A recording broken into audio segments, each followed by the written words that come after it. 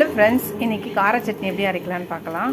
வெங்காயம் ஒரு 4 medium size, தக்காளியும் ஒரு 4 மீடியம் சைஸு, கொஞ்சம் கருவேப்பிலை,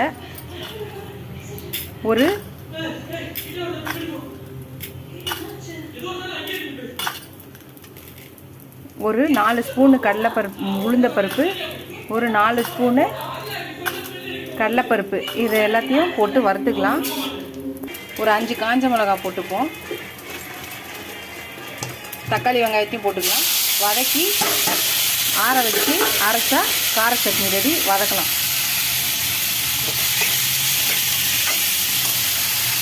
சட்னிக்கு தேவையான அளவு உப்பு போட்டுக்கலாம்.